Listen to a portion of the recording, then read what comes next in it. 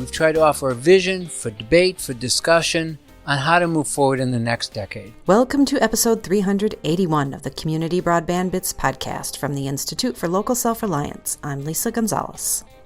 Last week, the Benton Institute for Broadband and Society released a detailed and groundbreaking report titled Broadband for America's Future, A Vision for the 2020s. This week, we get to hear author John Sallet discuss the publication and the organization's reasons for producing the report, as he elaborates on some of his findings. John has had a long and illustrious career in internet policy. He was around when the term information superhighway was all the rage, and gives us a 5-minute recap about his work. During the interview, Christopher and John cover the 4 main takeaways in the report, along with some special conversation about competition, the term overbuilding, and how encouraging competition could help solve some of the problems we now face. Be sure you download the report and dig deeper into its text, where you're likely to find some familiar stories about local communities and their work on improved connectivity. You can download the report at benton.org/publications/broadband-policy2020s. Before John and Christopher get started, however, you'll get to hear a little more about the Benton organization's recent transformation from foundation to institute. Christopher spends a few minutes talking with Adrian Furness, Benton Executive Director. Adrian explains the evolution of this organization that has been instrumental in our work, as well as the work of other broadband advocates. Now here's Christopher with Adrian Furness and also John Sallet to talk about the Benton Institute for Broadband and Society and about the Institute's recent report. I'm sitting here with Adrian Furness, the Executive Director of the Benton Institute. I'm confused because I'm familiar with the Benton Foundation, but I've never heard of this Benton Institute. So tell me what's going on. Sure. So we've been for almost 40 years known as the Benton Foundation. And recently we started to say that for the generation of people who were familiar with my father, who had been around and sort of equated the foundation with him, they're all getting older, they're starting to retire, and a new generation of people are obviously coming up through the ranks. And the Benton Foundation doesn't really say what it is we do. Mm-hmm. And so by focusing our mission, which really has remained unchanged, around the values of access, equity, and diversity in communications technology, obviously now primarily broadband, we felt that by having our name reflect exactly what we do, we'd pull in more people to the family. So the full name is Benton Institute for Broadband and Society. Wonderful. And I should note, my first major report was supported by Benton, published by Benton, really made possible by Benton, now the Benton Institute for Broadband and Society. And I remember that report, Chris. It's a fantastic report because it focused on those 3 cities that were really early adopters or early in on the municipal broadband wave. That's right. Chattanooga, Chattanooga, Bristol, and Lafayette. And you probably remember that last year I told you we were going to update it. Yes. Most of the writing's been done, but I just haven't finished it. So please, Chattanooga and Lafayette in particular, don't do anything different. We have to get this updated. Yeah, I would love to do that. Actually, I do want to add one other thing about the and society part, which was, John's report really spends a lot of time talking about technology is great, but it is really about how it is used. Mm-hmm. So if you care about all of these various topics that lend themselves to a healthy or lend to a healthy society, so whether it's community development or education or healthcare, all of those things, broadband enables solutions to ride on top. And so that's why we chose the society word. It just seemed to be an all-encompassing umbrella for all the things that make up for a healthy community. Well, I remain a fan. All of us Midwest types have to stick together. And now I think we'll roll into your regularly scheduled podcast introduction. Thank you, Chris. Welcome to another episode of the Community Broadband Bits podcast. I'm Chris Mitchell with the Institute for Local Self-Reliance. Today, I'm in Alexandria, which is right near Washington, D.C. in Virginia, at the Broadband Communities Economic Development event. And I'm very excited to be speaking to the person who just keynoted a wonderful discussion about a brand new paper, John Sallet, Senior Fellow for the Benton Institute. Welcome to the show. Thank you, Chris. And Let me just repeat the most important sentence from the speech I just gave. It's this.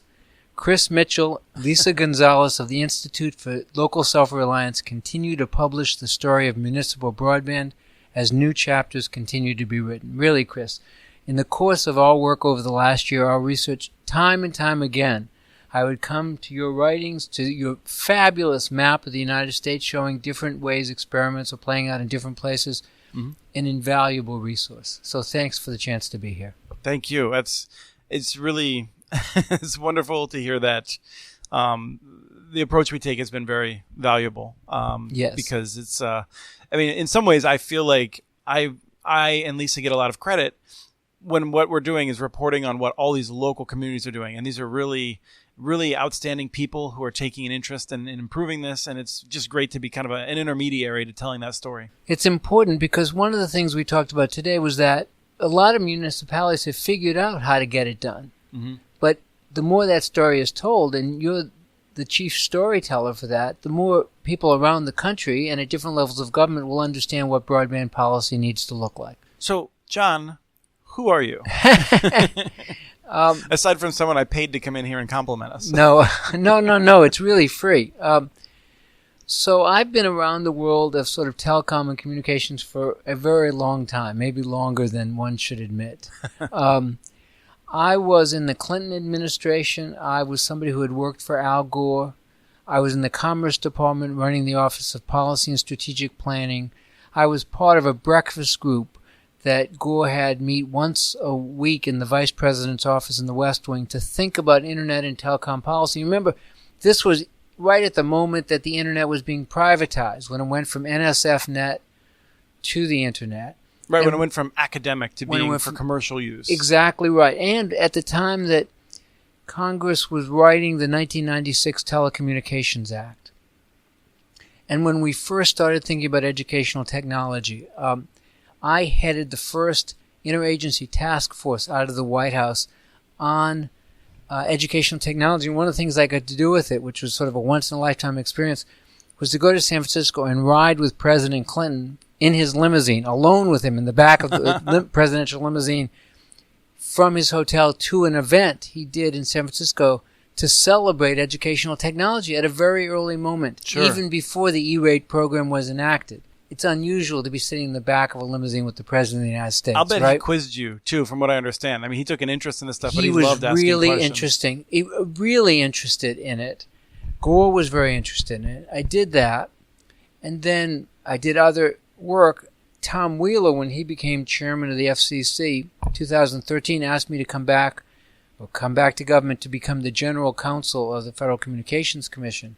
I did that for a few years, and then went to the antitrust division of the Justice Department, which reflects my long-term interest in competition, where I was the senior deputy at the end of the Obama administration. Okay.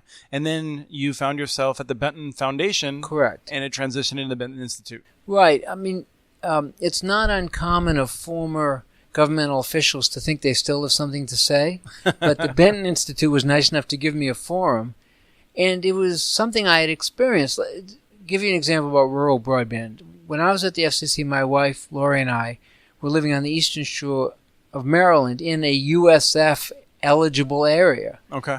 And we currently have a little farm, an organic farm on the eastern shore, and there's no broadband in it.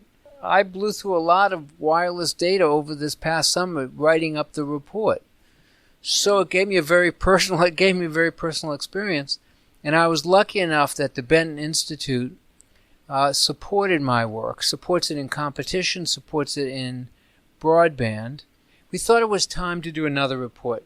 Let me just give you a minute on Benton's background. Charles Benton, of course, was the great leader of what was then the Benton Foundation for decades. One of the people that I met when I first started doing this work, who I found quite inspiring. I hadn't remembered where I met him, but we found a document that showed he and I were both at a meeting in 1995 talking about the future of the Internet and broadband.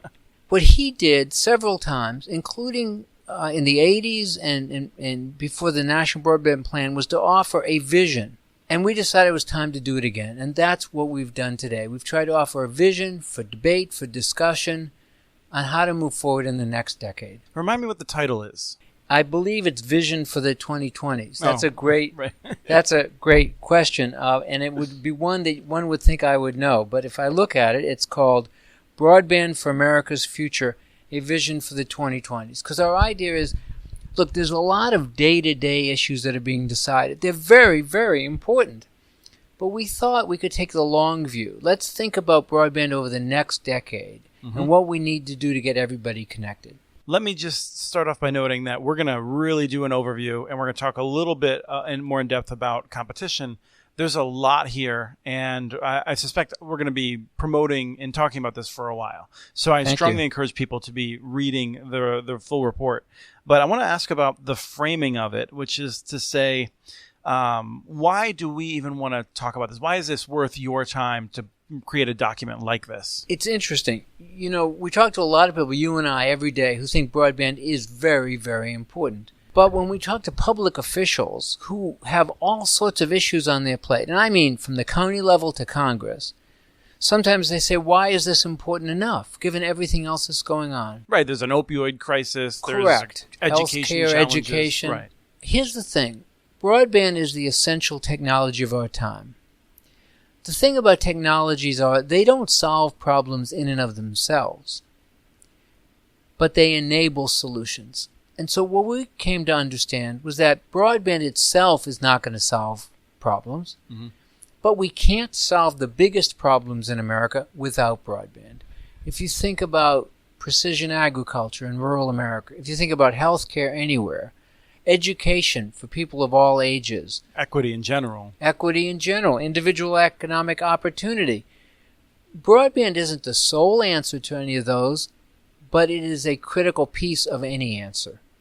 And that's what we came to understand and why we think this is so important. So let's run through quickly. You have 4 major sections. Just without describing them, just list them for us quick. Deployment, competition, affordability and adoption, and community anchor institutions. So what is the short version of deployment? Deployment, getting broadband to people who have no fixed broadband. We concentrate on fixed. And there are parts of the country where there just are no fixed broadband connections. And how are you defining broadband in this situation? It's an important question.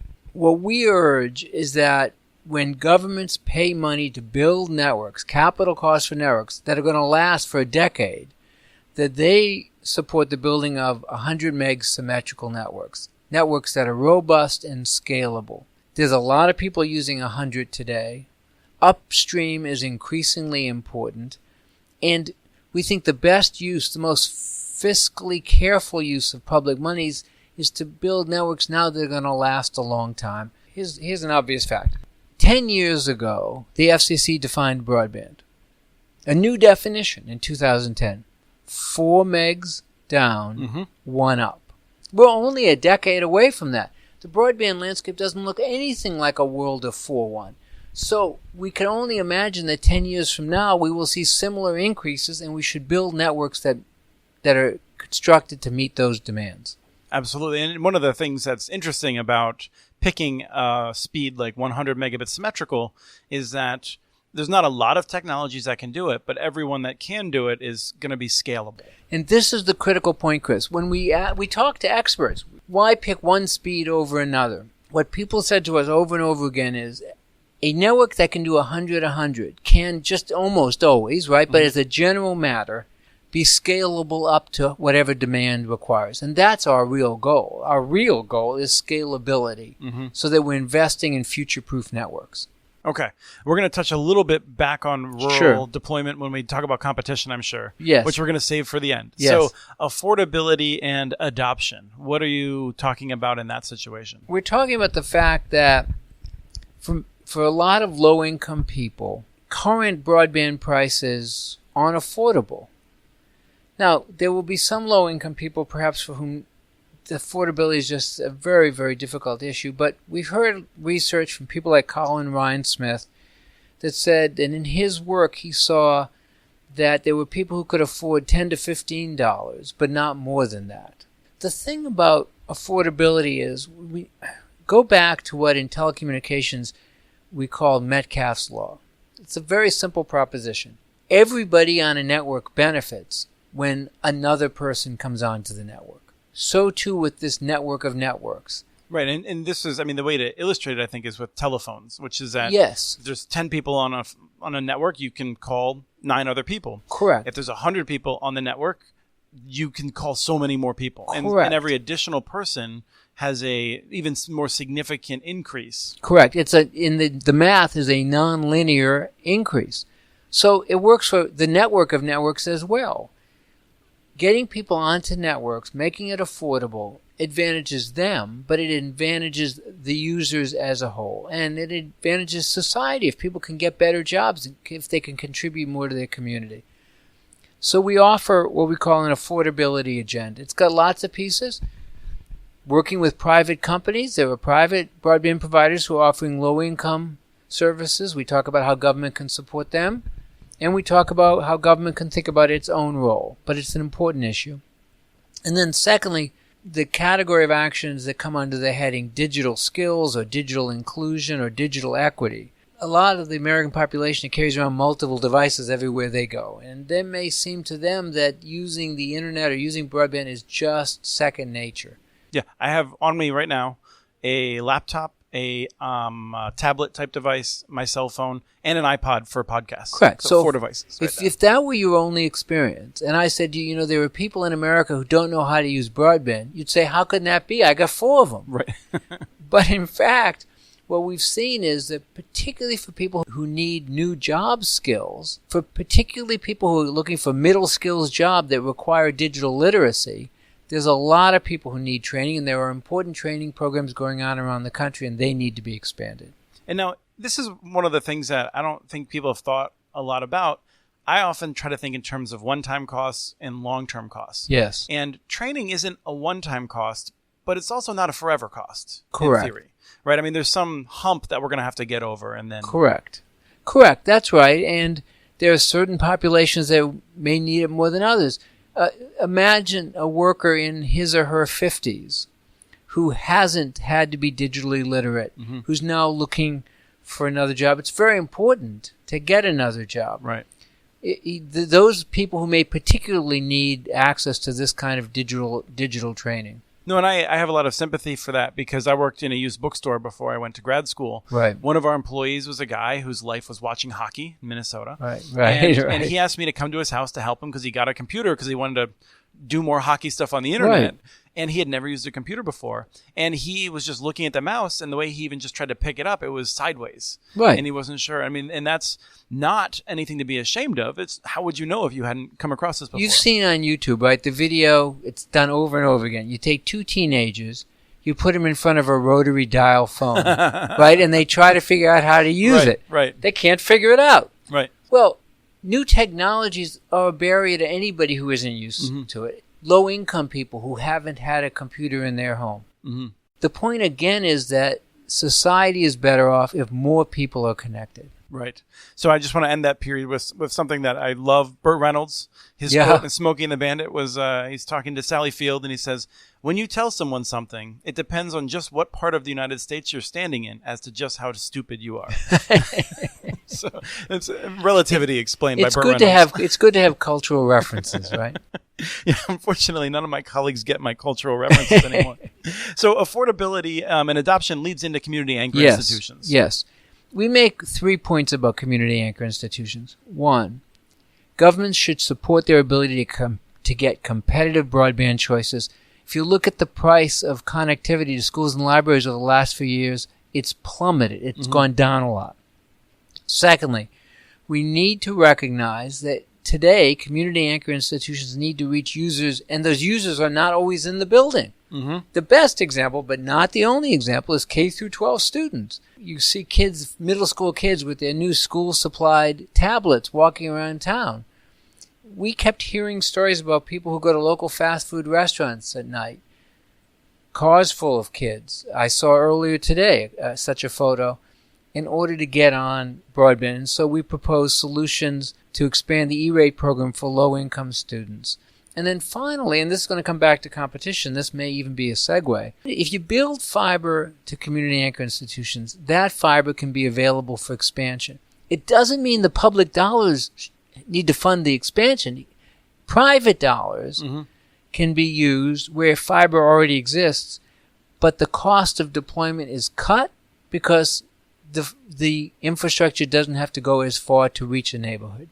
I'm curious if you can tell us, before we get to the competition, it's a good segue, but I wanted to ask you to tell the story about the library and the people bringing in the devices, because I think it's important for people's conception of how these anchor institutions are used. And it actually, I think, Chris, is important for understanding how much broadband people need at home as well. Sure. But here's the story. It comes from Gina Millsap, who's the CEO of the Topeka Shawnee Library in Kansas. So just start with the proposition. We've all seen this. People go into libraries to use library computers, right? They're usually in the middle of the room. People are using them, for example, job applications. But what she said to us is, you need to understand that in my library, 3,000 people a day come in. They typically have one device. Sometimes they have 2 or 3 devices. They're bringing their devices to the libraries. Why? First, for the broadband connectivity, but also, and we heard this from other librarians, because librarians are natural people to go to if you don't know something, like how to use the device. So we said to her, how much connectivity, Gina Millsap, how much connectivity do you need? She said, it's like water pressure. I need it all. And as I say, that tells us about why community anchor institutions need a lot of capacity. But it's also a story of people at home. Why do speeds need to go up? Why is latency important? Why are monthly usage limits an issue? It's because we're living in a world of multiple devices, simultaneous multiple devices, and that eats up bandwidth. The libraries and anchor institutions, particularly on E-rate, gets right into overbuilding, because I think you can actually use this to slide into competition. Yes. One of the things that Commissioner Michael Riley talks about that drives me nuts is that E-rate should not allow overbuilding. And it always drives me nuts because there's this presumption that because fiber is physically available, it is also economically available. And I do not think that those things follow. So Ben published a white paper that I wrote earlier this year on the administration of E-rate. And here's the thing. E-rate dollars go to the winners of competitive processes. So we've seen examples. A school district or a library puts out a bid to supply broadband. It gets a bid from an incumbent provider whose network is already built. It gets a bid from somebody who wants to lay fiber. Amortized, as E-rate does, the cost of the special construction, that's the term for the new fiber, is lower. So, which seems crazy. Right? But to call that overbuilding would be to eliminate the cheapest option that uses the fewest taxpayer dollars. We don't think that makes sense. We think if it's the most cost-effective solution, the question is what benefits taxpayers in schools and libraries, and special construction, that's the way the FCC's modernization orders were written. That's the way they ought to be implemented to support that kind of new fiber. So as we move into competition, let me just start by asking you to tell me generally what it's about. And I think I'm going to want to focus on a narrower part of it than what most of it is. Well, let's take it this way. There's relatively little competition for fixed broadband at today's speeds. At 100 megs down, this is the FCC data, and we can talk about the problems with the FCC data, but I'm going to use it because it's what we have right now. At 100 down, 10 up, 71% of the country has either no choices, that is to say a monopoly, or only one choice, that is to say a duopoly. That's extremely limited competition, right? Think about it in other aspects. The Justice Department this year told us that it wouldn't allow a 4-to-3 merger in the mobile telecommunications sector unless there was a fourth competitor to come in. So people can debate the efficacy of the remedy, but the proposition was the Justice Department didn't think 3 was enough. Sure. But in most parts of the country, and I think it's disproportionately rural, people have 1 or 2 providers. That's extremely limited competition, and that's the backdrop against which we discuss a competition agenda. So what can we do about it? I think what we can do is to incent more entry. I think that's the best answer. I think the more the merrier. And why is that? Because if there's new entry, then competition can do what competition always does. It drives companies to do a better job. When a maverick enters in a city, you've seen this, Chris, you've written about this a lot. what happens? The people who sign up to a new service that's cheaper or better or both, they're better off. But oftentimes, the people who stay with the incumbents are better off because it's now competition and the incumbents have to respond. That's great. That's great because people are getting advantages. There's a variety of different ways to incentivize new competition, and we go through a variety of different models because not everything will work in every place, and there's not a one-size-fits-all, but the goal is the same, to promote competition. Now, when we talk about promoting competition, and this is a question that I just asked you at lunch, for 23 years, I feel like government has said we're getting rid of barriers to entry. It doesn't seem to have resulted in enough competition. I want to give credit to the fact that we do have many more choices. You know, broadband over power lines didn't work out. Satellite hasn't really worked out. But fundamentally, we do have at least some competition in a fair amount of places, and we all want to do better. Yeah. And a lot of we talk about fixed is ignoring mobile, which is what people who I often disagree with will say is another form of competition. And I'll say that there are some lifestyles in which people can live off of a mobile-only connection that's uncapped, as long as it involves untethering. Yes. Or involves tethering, rather. And I think it's important to give value to that. But for most of us, it doesn't feel like there's enough competition from just removing barriers to entry. So have we not removed enough barriers to entry, or do we need to do something else? I think we need to do two things. I think there are barriers that still need to be removed. I was at the FCC when we issued an order that got struck down. And the order was, when I was general counsel, to preempt state laws that limited the ability of municipalities to provide broadband. Well, who told you that was a good idea? I'll tell you exactly where it came from. We got an order on the net neutrality, which threw out the earlier rules, but in a dissent, one of the judges from the District of Columbia Circuit said, Section 706 gives authority to the FCC. For example, it could preempt this kind of limitation on competition. I believe it called it paradigmatic. Right? Yes. And Chairman Wheeler saw that. And he said, well, let's see if we can promote competition. Now, we issued an order, and it got struck down by a court of appeals. But it taught us about what the benefits of municipal broadband was, focusing on Chattanooga, Tennessee, and Wilson, North Carolina, but not limited to them. Today, there's 19 states that limit municipal competition. Those states, we think, should repeal those laws. And we want to be careful here. We're not saying every municipality should go into the business. We're not saying that if it wants to promote competition, it needs to do it through its own wholly owned network as opposed to private players. But we think this is the place where experimentation needs to happen because this is how we'll learn and it's how local circumstances can be improved. So there is an element of removing barriers, but there's also more. And that's the first one that you noted. And I think, and I don't want to spend too much time on that because if there's any audience that already knows my position on it, it's probably the people who are listening. Yes. So what else can be done? Well, I think we can do more work at promoting different forms of competition at the federal and state and local level. So at the federal level, there's a proceeding going on in which I hope the FCC abolishes exclusivity in multi-dwelling units, or to speak English, apartment buildings, right? Because right now, an apartment building owner can give one provider exclusive access to the building, and people inside the building can't choose another provider. There's something like a quarter of America's population lives in multi-dwelling units or similar.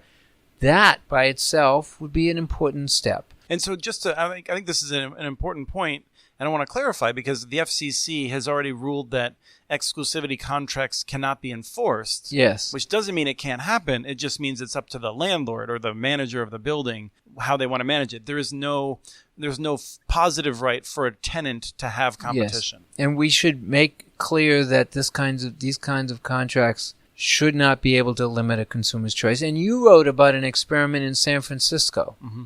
With the city agency, housing agency, if I recall, and a new broadband provider that brought in better broadband, cheaper broadband to housing units. So I think that's a way to do it. Secondly, let's encourage private participation any way we can. Any way we can is an overstatement. Through good policies, right? Through any means necessary. Any at all.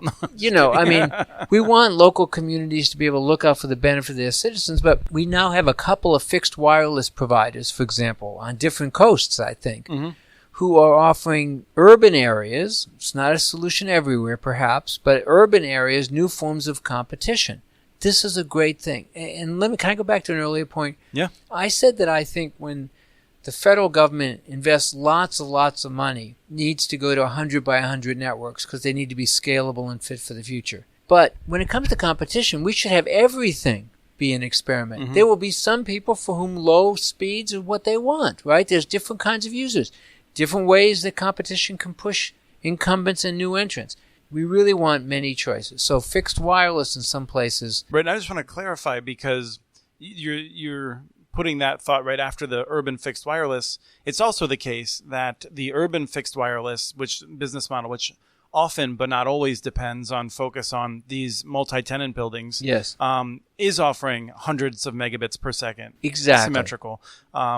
However, that's not apparently economical in most areas for single-family homes for that level of service. We don't know that yet, but you're right. The service that I've seen, and I've seen service, correct me if I've got it wrong, but I think there's 200 by 200 fixed wireless service being offered in some urban areas. I think Comm is doing that in the Bay Area. Yeah. And then there's all sorts of different public-private collaborations, and this is a really fruitful area. It brings in private dollars, private investment to support new entry, but communities are working in different ways. In our report, we talk about Lawrence, Kansas, which has a broadband provider that my accent is hard to pronounce, but it's called Wicked Broadband. So that has expanded from some locations to residential.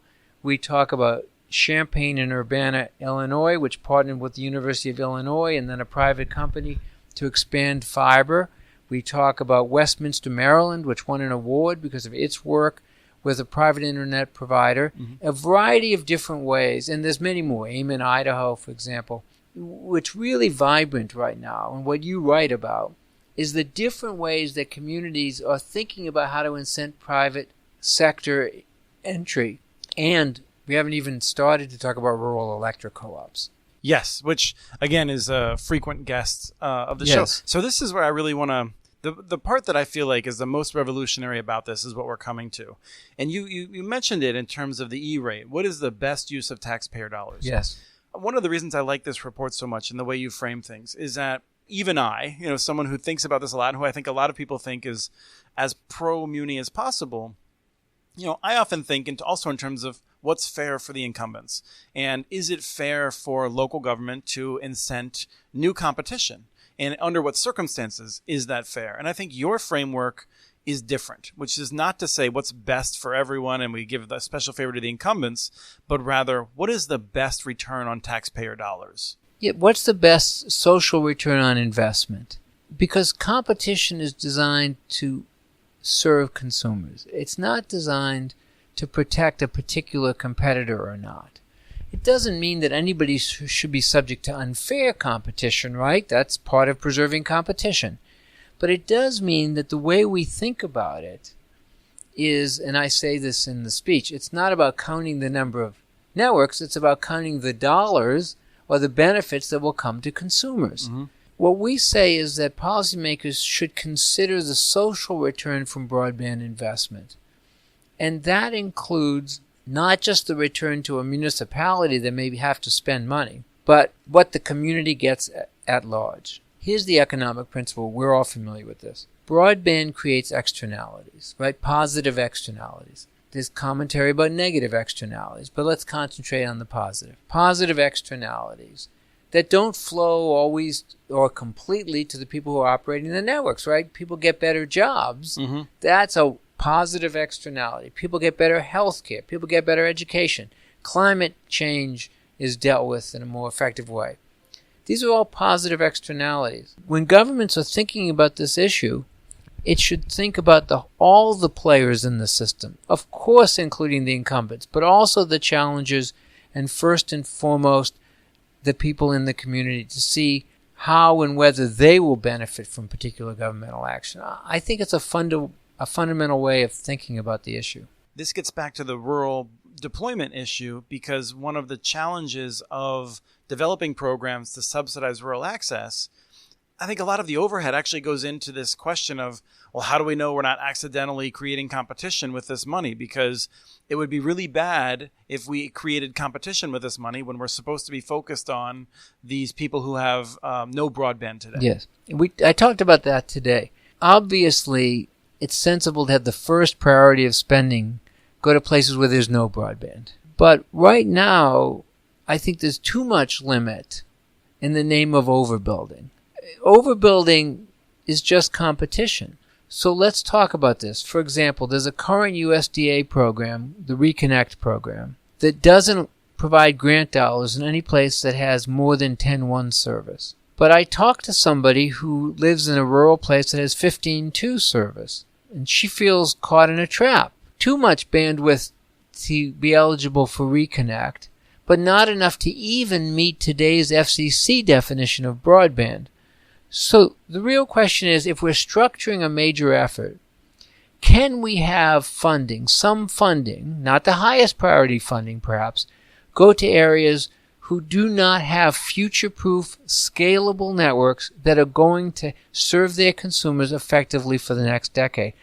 I think the answer to that should be yes. I think the social return from investment in a place that gets 15-2 is going to be positive. Well, that's something that I've long agreed with. So I'm not even going to try to play devil's advocate there. Instead, I want to reserve the last question for a bit of a curveball, which is that we've been talking about competition. Yeah. And I often talk about competition. There are people, and I think I know that I used to be among them. I feel like my thinking has changed a bit. People who say this is a natural monopoly. Fiber is a natural monopoly. This talk about competition is fanciful. It's ridiculous. And frankly, what we just need is a good provider, one good provider doing fiber, and the job is over. And I'm curious how you react to that. After I left the Clinton administration, I went to work for MCI. For the people who are listening to you that remember the following term, long distance. Right. Right? It was a feisty company.